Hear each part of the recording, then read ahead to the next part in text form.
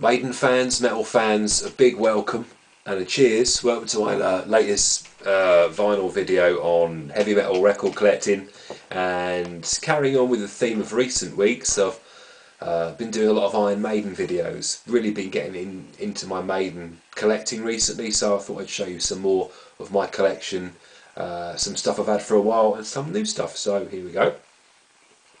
Swig of Coke. Okay, so to kick us off, there's nothing unusual about this copy. This is Seventh Son of a Seventh Son. This is a UK copy from '88. Really, the real height of Iron Maiden's popularity, particularly in Britain and Europe, and America as well. They made this album off the back of Somewhere in Time, which to date has been the most successful album within the States. Now, when collecting original copies of Maiden records, like bands like Kiss and Alice Cooper, people like that, what Maiden did is they latched onto merchandising, and on pretty much every record, bar the first two, I believe, they would include little insert sheets where you could send off for merchandise. Now, believe it or not, that's got my old address on it and my name from when I bought the record. I never ended up sending off for any of this stuff, but that's what you could buy. So there you go. These are always little somethings to look out for when you want to buy an Iron Maiden album. Things like these usually were the things which got lost. So always look out for those as they make the album a little bit more. It basically completes the album. So Seventh Son. Great record, fantastic tracks such as Moonchild, Only the Good Die Young, great illustration there of Eddie, lyric in a sleeve as well. So a real classic Iron Maiden album, and the moral of the story is always try and get these albums complete, because obviously they'd be worth a little bit more money. Carrying on that theme, this was the album I was talking about, very popular in America. This is Somewhere in Time from 1986, and once again, like I said, they had a merchandise inner, and you could send off for copies of that book, Running Free by Gary Bushell, which is a great book. Now it tells me on here that the first 500 copies of that are actually signed, and if anyone's got one for sale, I'd love to buy it from you, because my copy's just got fakes in there, printed ones. So really cool photograph there, and all the merchandise which you could buy. Also, if anyone's got one of those Eddie watches, you rule. Inner sleeve, another cool picture of Maiden on the sort of Blade Runner-esque cars.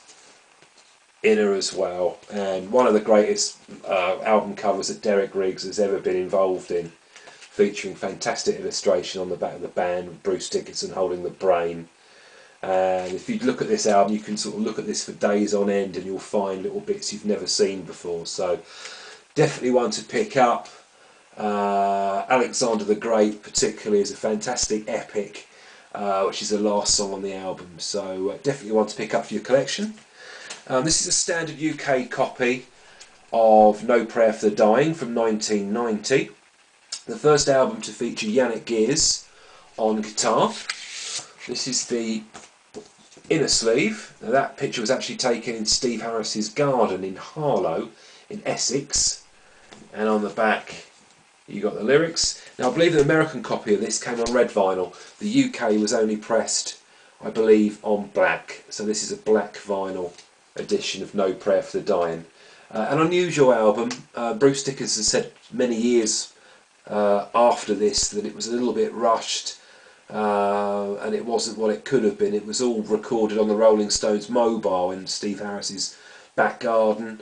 The songs are a little bit shorter, a little bit more rock and roll, a little bit more of an AC/DC type simple vibe to the songs. It's still Maiden, but it's not one of their better albums.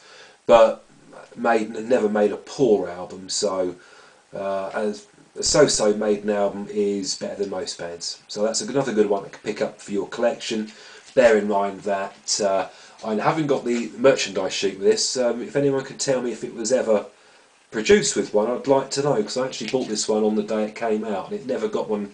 There was never one included, unless I've missed it. No, there's not one in there. So anyone could put that in the comments. That would be good to learn. Okay, a bootleg album now. This is an excellent recording of, it's a single vinyl. This is the Triumph and Tragedy Iron Maiden at Donington in 1988, which in my opinion is one of the best concerts the band ever put on. Obviously marred by the death of 2 rock fans during Guns N' Roses set. The band weren't told about that until after their performance by manager Rod Smallwood. But it was a sad day, but a fantastic performance. I remember I wasn't there. I was only 11 then, but I listened to this performance live on Radio 1 because they streamed the whole thing. Well, not streamed, but they broadcast it on, I think, the Friday Rock Show or something like that. I guess it would have been the Sunday Rock Show. But it's on black vinyl, this one, and it's taken from the soundboard. It must be, because it sounds bloody brilliant on this one. Definitely one to pick up for your collection. Good photographs on the rear as well. So I like the bootlegs, as you know. This is a 12-inch from the UK. This is Stranger in a Strange Land, backed by That Girl and Juanita, both written by Adrian Smith, I do believe. There you go, the black vinyl copy there, featuring Eddie in Clint Eastwood Make My Day punk pose. Another 12-inch from the UK. This was to mark their Donington appearance as well. This is The Evil That Men Do.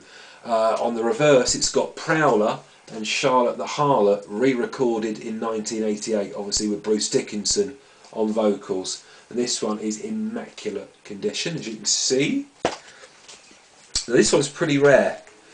UK copy, Gatefold, of Fear of the Dark on black vinyl. It's double vinyl. That's the rear, just there. I'll open this one up for you because it is a bit special, this one. That's the gatefold. And talking about the merchandise sheets, this came with one as well. And this is in A1 condition, as you can see. Oh!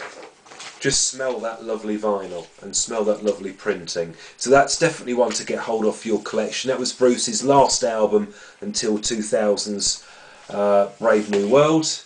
It's a better album than No Prayer. Classic tracks like Fear of the Dark, Afraid to Shoot Strangers, Wasting Love's a good song as well. So there you go, that's the Gatefold edition there, and that's in lovely condition and features the original sticker on there as well, for enhanced sound quality, the 2 LPs. This is one I've just picked up from a good trader contact of mine. This was signed by the band. This is Killers. This is a Fame label reissue, but this apparently was signed in Jersey by the band, and it was when Maiden were a 5-piece. This was obviously prior to Yannick Gers joining. So, by learning that it was signed in Jersey, I'm very aware that Maiden were recording Peace of Mind in Jersey, and I think they also did a bit of Power Slave out there as well before they flew to Compass Point in Bahamas. So this could well have been signed when they were out in Jersey doing pre-production for those, one of either Peace of Mind or Power Slave. It says, all the best, Steve Harris, Tar Nico. There's Dave Murray, Adrian Smith, and Bruce Dickinson has signed it there. These are all original autographs, and I'm really, really pleased to have that. I'll get that a bit closer for you so you can have a little look at that.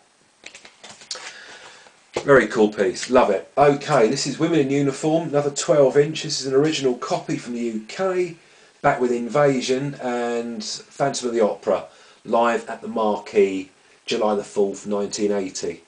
And that's the rear cover. Pretty good condition, apart from a slight crease down here, down the top left. This is Where Eagles Dare. This is a Korean, I think this is a reissue, this one. I think the originals came out on black vinyl. This is a 5-track bootleg, I believe, on blue vinyl of Peace of Mind. I don't know a huge much about it. I think it's Olay, the serial number is Olay 633. But it comes with some quite cool little bits and bobs, like a little booklet. This was sealed when I got it, I have opened it. And then Korean language, lyric inserts and stuff like that. I believe you can get a green vinyl copy of this as well. But it's just a cool little knick-knack. I think what they've done is they've basically repressed a bootleg. They've done it on various coloured vinyls. The original one of this on black vinyl, which must have been just pressed in Korea when the album came out, is worth quite a lot of cash. Whereas this one you can pick up for about, what, 20 quid, which I did fairly recently. But it's a quite cool thing, it sounds really good, it's got a cool cover, and it's a good old variation of what is one of Maiden's best albums. Obviously it hasn't got all the songs on there.